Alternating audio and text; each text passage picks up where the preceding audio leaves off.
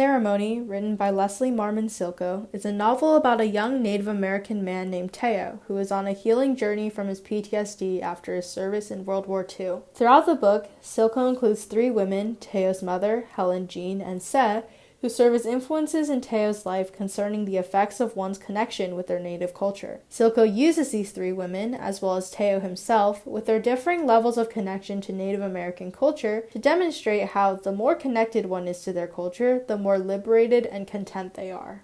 The first example is Teo's mother, who left Teo with his aunt and uncle at a young age. The stories of his mother, told by his aunt, are one of Teo's earliest and more impressionable influences on his own personal cultural identity.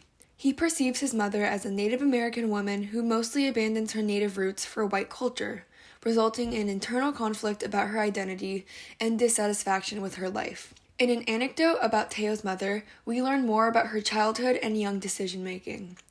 We find out that she was shamed by what they taught her in school about the deplorable ways of the Indian people, that the holy missionary white people who wanted only good for the Indians urged her to break away from her home. Looking through a post-colonial lens, this passage refers to the cultural colonization of Teo's mother, meaning the extension of white colonial power through cultural knowledge, institutions, and identities. She was taught from a young age to be ashamed of native culture through her missionary school education. Not only that, but she was also trained to perceive the white settlers as selfless and heroic figures who only wanted good for Indians, not as the selfish people that took her homeland and stripped her people of their culture. Looking at her situation through a feminist lens, it is later stated that she rejected indigenous culture by adhering to European female standards, from her clothing to her makeup. This resulted in the loss of much of her independence by relying not only on the validation of white men, but just from white people in general, and giving them power over her. This indicates that through her Eurocentric education and shame of her indigenous community, Teo's mother developed a very weak relationship with her native culture, along with a lack of independence. From that anecdote, we also learn about Teo's mother's feeling of conflict from these post-colonial effects. Teo's mother was experiencing feelings of shame at her own people and at the white people that grew inside her, side by side like monstrous twins that would have to be left in the hills to die.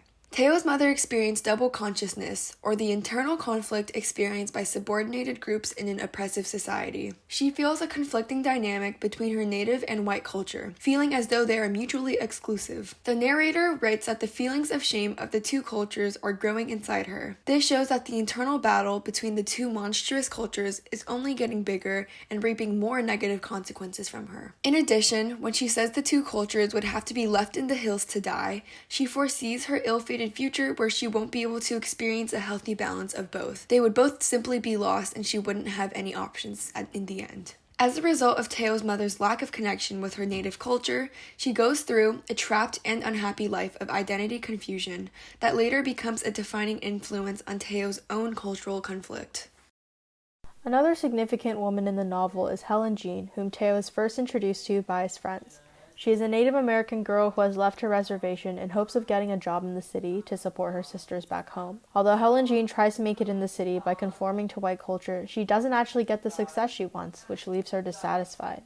When she first arrives in the city, she is awed by it with its tall building and jukeboxes that can play 100 different records. In addition, she states that whenever she rides an elevator, she thinks of how the old people back home don't believe in these things, and yet here she is, experiencing that very thing every single day. She pities the older Native people because they don't believe and are not a part of white culture, whereas she is able to partake in this grand city and its advanced features. From a post-colonial perspective, this can be chalked up to cultural colonization, as mentioned before with Teo's mother. When she looks at the Native Americans on the reservation in comparison to white people living in comfort and grandeur, she resents her previous life and wants to be a part of white society, thus creating a disconnect between her and her native culture. Helen Jean wants a job at the movie theater, and so in order to prepare for her interview, she and her roommates attempt to assimilate into the city more by giving each other curly permanent waves and thin penciled eyebrows. She also borrows her roommate's dress in order to impress the manager so she can get the job she wants as a secretary. Here, the girl's curly waves and thin penciled eyebrows are an indication of European beauty standards, showing Helen Jean's attempt to conform to white culture in order to land her job. However, her attempts fall short. She gets a job at the movie theater, but it's far from the one she initially wanted, a janitor that gets paid only 75 cents an hour.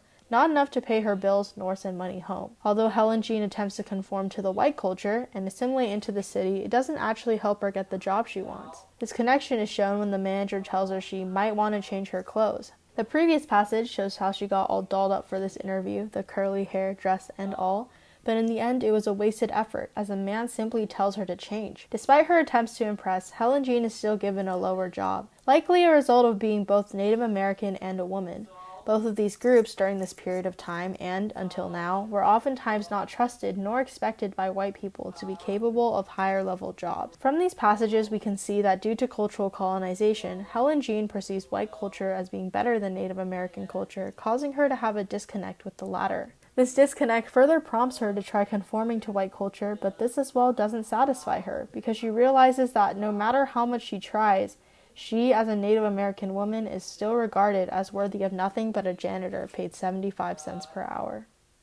Silko also uses the character Tse, Teo's love interest that he spends time with in the mountains, as an example. Tse demonstrates to Teo that she is connected to her Native American family and history, only to show later how aware she is of white people trying to take advantage of Native Americans, which she does not fall for, showing her independence from white culture. One example is when Tse and Teo are wandering around the mountains when Tse talks to Teo about her family. "I'm a Montano," she says. "You can call me Tse. That's my nickname because my Indian name is too long. All of us kids did that." Tse mentions the origin of her nickname and how it was something that all of her friends and family would do. She also mentions her heritage by telling Teo she is a Montano. By telling Teo about these specific parts of her life, it is clear they are important to her. By showing these things are important to her, it is evident to the audience that Tse feels a connection to her Native American culture. Later on, when Teo and Tse are debating about whether or not Teo should head back home for a little while, Tse talks about how she feels about white people known as the Destroyers. Their highest ambition is to gut human beings while they are still breathing, to hold the heart still beating so the victim will never feel anything again. When they finish, you watch yourself from a distance and you can't even cry, not even for yourself. In this passage, Tse details the many ways in which he feels the white Americans essentially take over the bodies of Native Americans, without the natives themselves noticing. Silko shows us how Tse recognizes how white people have been treating Native Americans, which demonstrates Tse's independence. Tse has remained well connected to her family, and it is through that connection that she's aware and alert of all the things that white people are doing to Native Americans. This shows how Tse's connection to her Native American family and community has led her to a stronger sense of independence in her life. Not to mention the fact that what Tse is describing as an example of cultural colonization. Tse is warning Teo about the many ways in which white Americans have tried and successfully taken over Native American land and culture through violent and cultural means. Based on the experience of 3 of the major women in Silko's book, it is clear to see the correlation between being connected to heritage and their Native American culture, and a growing sense of independence from both white people and others. To affirm this, Silko establishes this pattern with Teo connecting these individual characters that contribute to the theme throughout the story. Throughout the first half of the story, it is clear that Teo is psychologically damaged from his experiences in the war and his distance from his native culture. This is made evident when Teo seeks help from Bettany, a Native American medicine man who is known for performing healing ceremonies.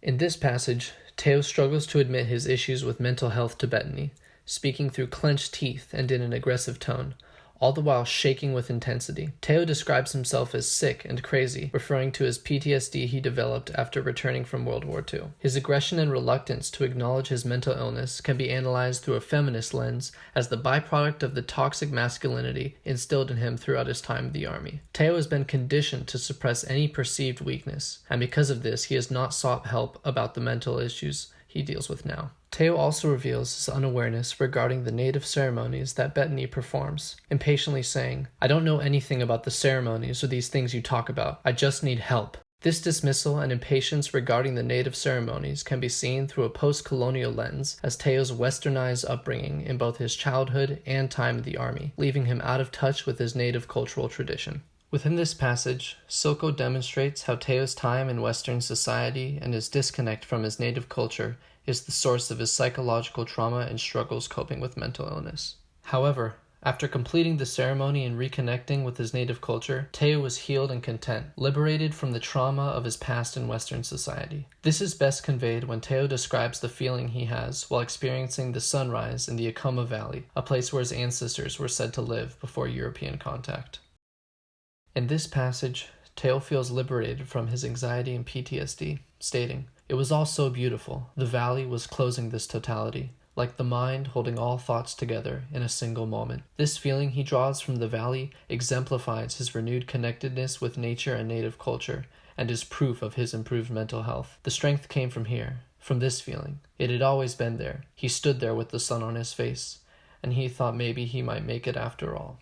This strength, this feeling of contentedness and liberation, is directly sourced by Teo's reconnection to nature as a part of his native culture. The contentment he feels in the valley, being both physically and spiritually closer to his culture and nature, stand in stark contrast with his struggles at the beginning of the story and his disconnect from his native traditions. It is through the showcase of Teo's ceremony that Soko solidifies the theme that those who are more connected with their native culture are more content and liberated from their oppressions.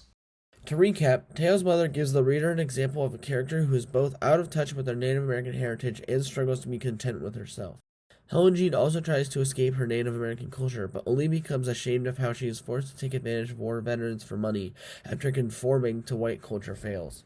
In contrast, Set is very in touch with her community, and she still remains independent from white society. Lastly, Teo's journey shows the reader his own struggle as he grapples with his place in Native American community and where he finds himself eventually to be at peace. The spectrum of connection with Native American culture as shown by these four characters is linked to the individual liberation and contentment of each person. With each character's individual situation, Silko demonstrates how wanting to assimilate with white culture while dissociating with Native culture merely results in a loss of personal freedom and independence. Ceremony is a text that brings to light the lifelong effects of the long oppressive history of the Native American people, but also celebrates Native American culture and its liberating abilities.